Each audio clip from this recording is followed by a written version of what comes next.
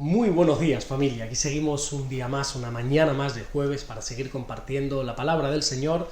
Y como ya saben, llevamos desde el principio de este año 2023 estudiando el Evangelio de Mateo y hemos ido avanzando versículo por versículo, historia por historia, y hemos llegado en esta mañana al capítulo 3, versículo 15, que simplemente vamos a leer este corto versículo. Mateo, capítulo 3, versículo 15, que dice así: Pero Jesús le respondió: Deja ahora, porque así conviene que cumplamos toda justicia. Entonces le dejó. En el devocional de ayer estábamos hablando de la humildad que Juan tuvo cuando Jesús se le acercó para ser bautizado por él. Y Juan le dijo que no, que ni muchísimo menos. Juan se opuso a bautizar a Jesús porque no entendía cómo él iba a bautizar al Mesías cuando la lógica debería de ser al revés. La lógica dice que es el Mesías quien tendría que bautizarlo a él. Y veíamos que la humildad nos acerca a Dios. Pero es que no solamente Juan fue humilde, sino que Jesús, también en este momento del bautismo, demostró humildad. Jesús estaba en todo su derecho de poder decir: pues sí, tienes razón, Juan, yo soy el Mesías, yo soy el que debería de bautizarte a ti, así que ¿sabes qué? Ven que te voy a bautizar.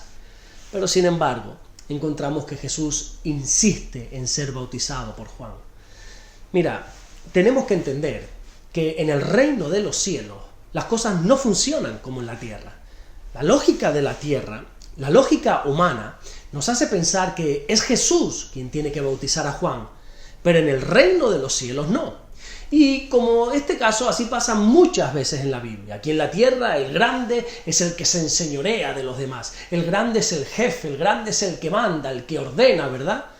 Pero Jesús dijo en el Evangelio de Marcos, capítulo 10, versículos desde el 42 al 44, que el grande y el primero es el que sirve a los demás. El mundo nos dice, el mundo nos enseña que para poder tener una buena economía lo que hay que hacer es guardar y retener. Sin embargo, en el reino de los cielos se nos enseña que es más bienaventurado dar que recibir. Se nos enseña que, por ejemplo, Dios da semilla al que siembra y que el que retiene, ese es el que va a pobreza. En el mundo se nos enseña que cuando alguien te ofende, que cuando alguien te hace daño, que cuando alguien incluso te golpea, te tienes que vengar, tienes que devolverle ese golpe. Pero en el reino de Dios se nos enseña que cualquiera que nos golpee en la mejilla derecha, también tenemos que volver y ponerle la otra mejilla. Y que no podemos tomar venganza, sino que tenemos que dejar esa situación en las manos del Señor. En el mundo se enseña que unos pocos panes, que unos pocos peces, eso no da para nada, no da para alimentar a una multitud. Pero en el reino de los cielos se nos enseña que lo poquito puesto en las manos del Señor no es que solamente dé, sino que encima sobra.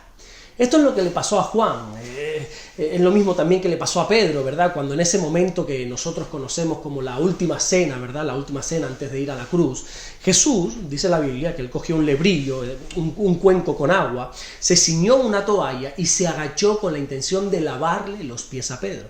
Claro, ponte un momento en la piel de Pedro. Pedro, cuando ve esta escena, se queda perplejo y le dice ahí en el Evangelio de Juan, capítulo 13, versículo 8, le dice: no me vas a lavar los pies jamás, dice Pedro. Lo que Pedro le estaba diciendo a Jesús es lo mismo que Juan el Bautista le estaba diciendo también a Jesús. Yo soy quien debería lavarte los pies a ti, y tú te estás agachando, tú te estás humillando delante de mí para lavármelos a mí. En la cabeza de Pedro no entraba este concepto. Pedro pensaba, como el mundo le había enseñado, que es el discípulo quien tenía que lavar los pies al maestro, pero nunca al revés. Pero Jesús le dijo que no, que tenía que ser él quien le lavase los pies a Pedro. Las cosas en el reino de Dios no funcionan como nos enseñan en la tierra.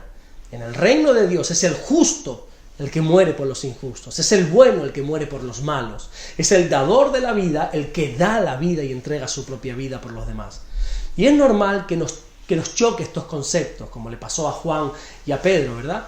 Pero nosotros, una vez llegamos a Dios, tenemos que renovar nuestro entendimiento y entender que Dios no obra como nosotros obramos. La Biblia dice en el libro del profeta Isaías, un versículo conocidísimo, en el capítulo 55, versículo 8, que nuestros pensamientos no son los mismos pensamientos que Dios. Nosotros pensamos diferente. Para nosotros, la lógica humana nos dice que 2 más 2 son 4. Sin embargo, en el reino de los cielos, 2 peces y 2 panes se pueden convertir en un manjar para miles y miles de personas. Para nosotros, un día se basa en 24 horas. Pero la Biblia dice que para Dios un día son como 1000 años. Y que 1000 años para Dios es como un día. Para nosotros, 1 más 1 más 1 son 3. Pero para Dios 1 más 1 más 1 es 1. Mira, en la primera carta de Juan, capítulo 5, versículo 7, dice: porque 3 son los que dan testimonio en el cielo: el Padre, el Verbo, hablando de Jesús, y el Espíritu Santo. Y termina el versículo diciendo: y estos 3 son 1. En el mundo, al que tiene poco se le añade, al que tiene poco se le da más, y al que tiene más se le quita para poder repartirlo con los demás. Pero en el reino de Dios es al revés. La Biblia nos enseña, en el Evangelio de Mateo, capítulo 25, versículo 27, que al que tiene le será dado y tendrá más. Y el que no tiene, aún lo poco que tiene, le va a ser quitado. En el mundo, el que llega primero pasa primero, y el que llega último tiene que esperar. Pero en el reino de Dios no. La Biblia dice, en el Evangelio de Mateo, capítulo 20, versículo 16, que los primeros serán los últimos, y que los últimos pasarán primero. En el mundo, el que deja, padre, madre, tierras o lo que sea, ese pierde. Pero en el reino de Dios, dice la Biblia, en Mateo capítulo 19, versículo 29, que el que deja cualquier cosa por Dios va a recibir 100 veces más y encima heredará la vida eterna, dice Jesús. Bueno, mira, sí podríamos seguir toda la mañana poniendo ejemplos, pero lo que pretendo es que entiendas que cuando nosotros llegamos a Dios y a su palabra, tenemos que renovar nuestro entendimiento, como dice Romanos capítulo 12, versículo 2. Hemos de entender que muchas de las cosas que aprendimos en el mundo no están bien, que muchos de esos principios, que muchos de esos valores que nos inculcaron, que nos enseñaron, son contrarios a lo que la palabra de Dios dice. Juan se quiso oponer para bautizar a Jesús y Jesús le dijo que no, que era necesario que fuera bautizado por él. Entonces nosotros tenemos que dejar que Dios obre como Él quiere y como Él desee para que las cosas salgan bien. Actuemos conforme a como Dios quiere, no como siempre se nos ha dicho, no como siempre se nos ha inculcado. Olvidémonos de esos principios y valores que están contrarios a la palabra de Dios. Pongamos siempre lo que dice la palabra de Dios por encima a lo que nosotros creemos y pensamos. Amén. Las matemáticas de Dios no son como nuestras matemáticas. Vamos a orar en esta mañana. Señor, gracias por tu palabra, gracias porque de verdad que disfrutamos leyéndola. Señor, gracias por esa enseñanza que tú le diste a Juan, que Juan pensaba una cosa y tú le dijiste que no, es necesario que se haga como yo diga, deja ahora que se haga como yo diga, Señor. Gracias por tu maravillosa palabra, Señor. Queremos dejarte actuar, queremos dejarte obrar en nuestra vida para que las cosas nos salgan bien, Dios mío. Te bendecimos y te adoramos en esta mañana. Gracias te damos por todo lo que estás haciendo en nosotros, Señor, esas cosas preciosas, aún esas cosas que ni nos damos cuenta, Señor, que tú haces. Te damos las gracias, pero sobre todo, gracias por lo que estás haciendo y por lo que vas a hacer.